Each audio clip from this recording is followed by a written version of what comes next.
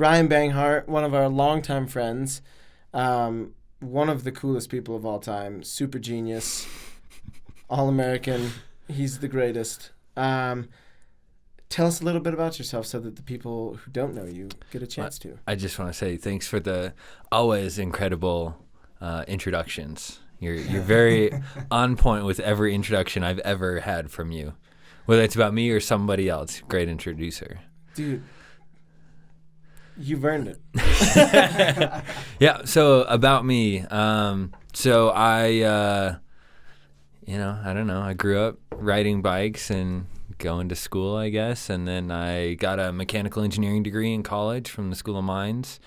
And at that point, kind of realized I didn't ever really want to work a real job, so I, went into a job where I didn't have to work 5 days a week, and I didn't make any money, but it was fun and I learned a lot. And then kind of started a company after that, always with the mindset of I want to be able to control my own life and do whatever I want, which is a lot of bike riding and traveling and that type of stuff. And so then, that's kind of about me. I feel like there's so much more to you than meets that little synopsis. But yeah, that's a good point you brought up of BMX, I think, has kind of taught all of us to not want a job. Like, as weird as that sounds, like, all of our parents have had jobs. I guess Dylan's dad has had his machine shop, so it's more of a business than a job. But, yeah, I think each and every one of us, because of BMX and the specific crew we all grew up with, has all learned that we didn't want to work a 9-to-5 pretty much since we were a teenager. I think BMX teaches you an interesting thing in that, like, you're able to do whatever it is that you want to do. Like, if you want to learn a trick, you can go learn a trick. If you want to go and, ride your bike 10 miles to the other skate park, like, you are fully in control of what you do. And I feel like that for me was really important of figuring out life, because all that same stuff is true in everything, but it starts with bikes. Yeah, absolutely. I can relate so much of that same drive to, like, I'm a terrible employee. I'm great as a partner, terrible as an employee. Because as soon as I feel like I don't have that control of, like, I want to go 10 miles down the road to the next park or whatever that looks like in a job where I can't control my environment the way that you were talking about, of, like, you wanted to control your paycheck, you wanted to control your hours and all that stuff. I real quickly turned into a handful. Yeah. What about you, Dylan? I don't know. I mean, I definitely feel that way, obviously, but I've never attributed it to bikes. So I guess, I mean, it does make sense. I just haven't really thought about it as far as that. I mean, definitely my dad was influence, and then I don't know how I was influenced, but yeah, I don't. Oh, because we're influenced by these Instagram people that don't seem to have jobs and stuff, and, like, that's what I want. But you've always kind of just done whatever, like. You just moved to California to film stuff, or, it's not I remember as a teenager, you were one of the arguments I gave my dad of why I didn't need to go to college. I was like, look at Dylan, he's living the dream. He's living with his parents. He's got a sweet Subaru hatchback, and all we do is ride bikes. I didn't know at the time that he went to college. But that's the joke of it all. I was using him as an excuse, like, Dad, come on. Let's be honest with ourselves. Yeah, my grades are fine, but school's for squares. It worked. Yeah, so far so good. Yeah. Yeah, well, and I think Yellow Design. So Brian also rides on the Yellow Design stunt team with me. That's actually how we got introduced. That really affected me as a kid because I started on the team very young.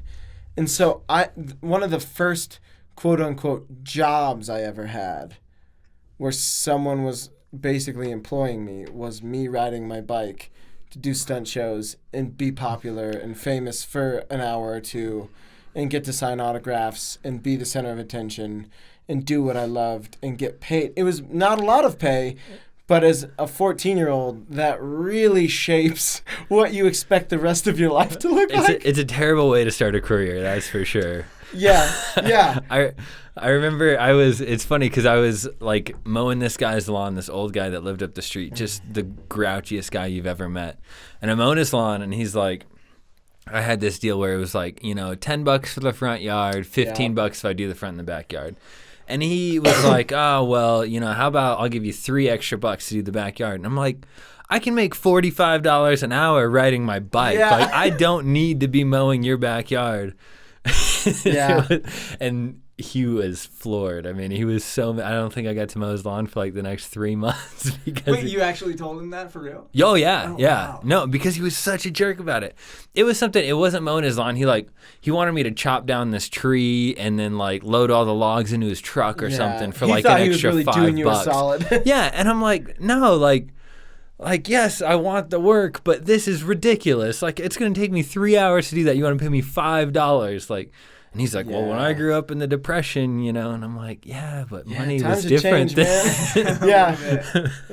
I remember having a very similar moment. So my dad always was really, really good about making me earn my own money. Like, ever since I think I started earning my own money and like paying for my own clothes and stuff at like 13, like really, really young.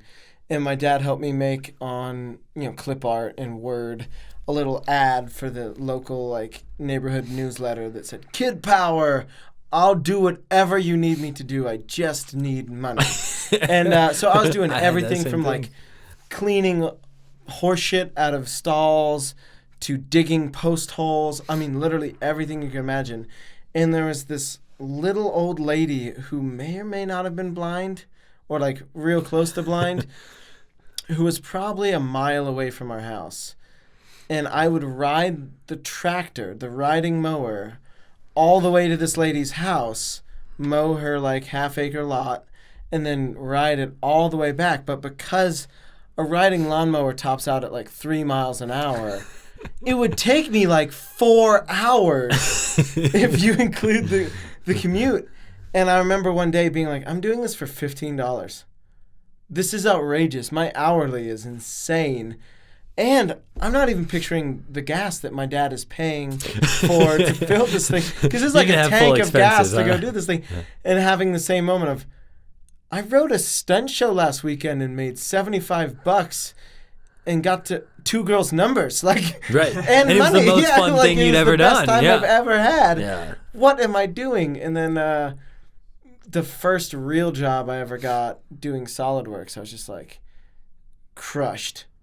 I remember trying to talk myself out of it, like, yeah, it has benefits and it pays well and it's convenient and it's something I'm good at, but I don't want to because it's not getting paid to ride my bike. And my dad was like, you're going to starve. Right. I'm not going to help you. It's not like high school anymore where you just come home. You aren't living with me anymore, so it's up to you now. Yeah.